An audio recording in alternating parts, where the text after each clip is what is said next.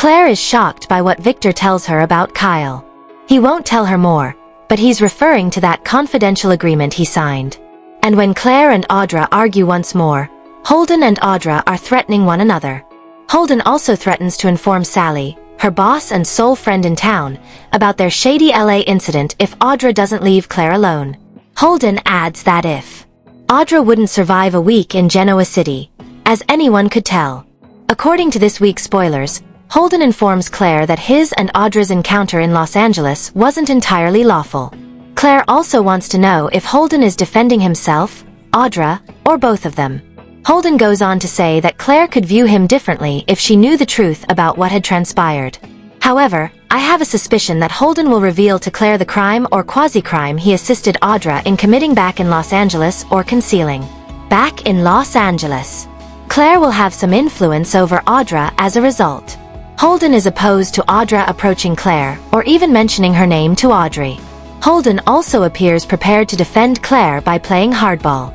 And what they did seems really awful. Holden then tells Audra that it's sufficient to drive her out of town.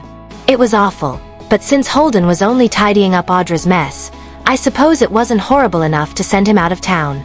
Thus, if Holden divulges to Claire this enormous knowledge that she might utilize to eliminate Audra, Claire may have a completely different perspective on Holden, as if she truly appreciates him and believes Sparks has the ability to soar. According to our second prediction, Mariah advises Tessa to get a divorce.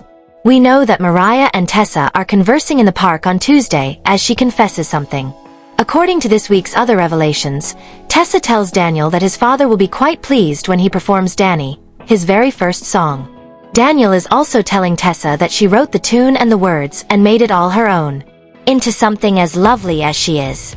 Mariah's admissions might indicate that she has divorce paperwork ready to go, in my opinion. Additionally, she might need to tell Tessa about the papers. However, it is imperative that Mariah tell Tessa what she did to the elderly man, the pillow, and the smothering.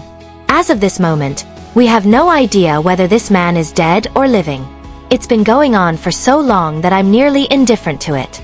However, I believe Mariah might keep that secret a bit more. She has also observed Tessa and Daniel growing closer. Mariah might be thinking, oh, that's a better pairing than me because I'm this terrible person. And if Mariah brings up divorce, I believe Tessa will be wounded. However, she was also the one who informed Tessa that she wished to officially divorce from him. Therefore, this would be typical of Mariah in this circumstance. Additionally, Tessa seemed ready to move on from Daniel. They're coming closer and closer. Daniel's affections for Tessa are well known. He already mentioned to Danny, and I believe she is developing affections for him. He then informs her that the music is just as lovely as Tessa. That's a huge deal, I mean. I have a suspicion that Daniel asks Tessa to listen to him perform the song at Danny and Christine's wedding, which is when we might see this new pair share their first kiss. Dessa is what I want to call them. That seems like an excellent smush name. In our third forecast, Kane makes a substantial offer. According to Wednesday spoilers, Sally and Billy are joining society for the first time. Large AbbotCom launch party. But nobody is there. Kane is the only person there, and it isn't decorated the way Sally had intended and instructed. Hey guys, glad you both made it, he says as he sits at the bar. I was beginning to worry. According to Thursday spoilers, Phyllis gives Sally unwelcome advice. Additionally, Sally faces an ethical dilemma on Friday, and Kane gains a new ally.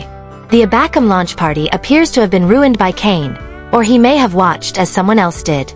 Perhaps Kane and Victor stayed to chat with them. It's also possible that Kane presents Sally and Billy with an irresistible proposition. In order to damage Kane's reputation, Victor is threatening to use Newman Media to broadcast scandalous information on Colin's inheritance from the elderly woman who provided funding for Arabesque.